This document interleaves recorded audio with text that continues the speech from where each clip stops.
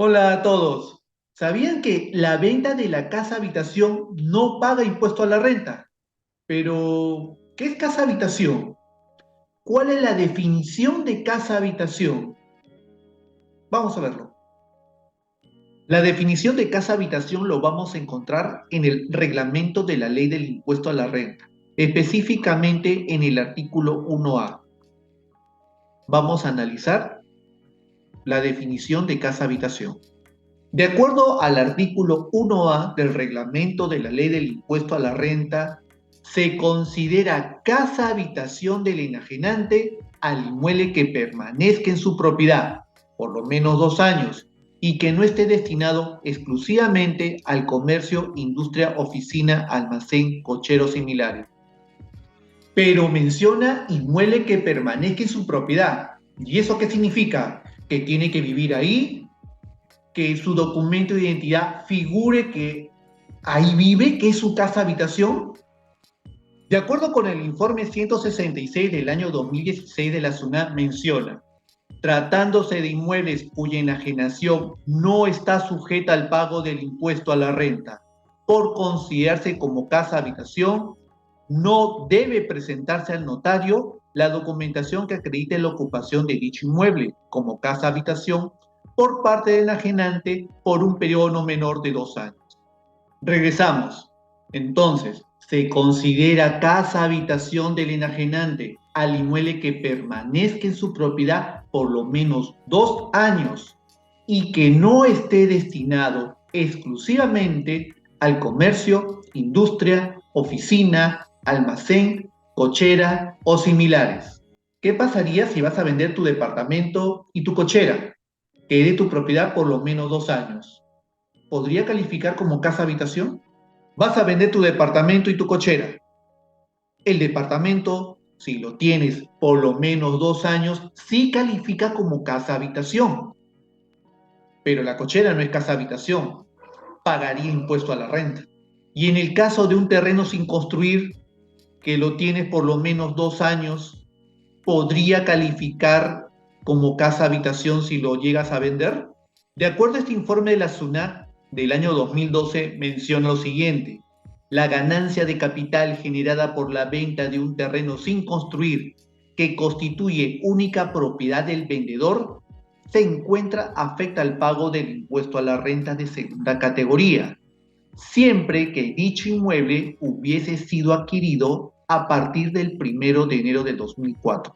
En caso el enajenante tuviera en propiedad más de un inmueble que cumpla con las condiciones señaladas en el párrafo anterior, será considerada casa habitación solo aquel que luego de la enajenación de los demás inmuebles resulte como el único inmueble de su propiedad. ¿Y eso qué quiere decir? Cuando una persona natural va a vender un inmueble, va a vender su casa habitación, tiene que ser la única casa habitación. Veamos este ejemplo. ¿Qué pasa si esta persona natural es propietaria de varios inmuebles? Tiene un terreno, tiene un local comercial, tiene una oficina y está vendiendo su única casa habitación. De acuerdo a este informe del año 2012, menciona, la persona natural que no genera rentas de tercera categoría, propietaria de varios inmuebles, que enajena aquel único que califica como casa habitación, no se encuentra grabado con el impuesto a la renta. Y eso no es todo. Cuando la enajenación se produzca en un solo contrato o cuando no fuera posible determinar las fechas en las que dichas operaciones se realizaron, se reputará como casa habitación del enajenante al inmueble de menor valor. ¿Qué pasaría en el caso que una sociedad conyugal vende su casa habitación? Veamos qué dice la norma. Tratándose de sociedades conyugales que optaron por tributar como tales, se deberá considerar los inmuebles de propiedad de la sociedad conyugal y de los cónyuges. En consecuencia, se reputará como casa habitación de la sociedad conyugal al inmueble de su propiedad en la parte que le corresponda al cónyuge que no sea propietario de otro inmueble. Veamos el siguiente ejemplo. Aquí tenemos a la sociedad conyugal y un inmueble, su casa habitación. Desean venderlo. La norma indica que también se deberá considerar los inmuebles de la sociedad conyugal y de los cónyuges.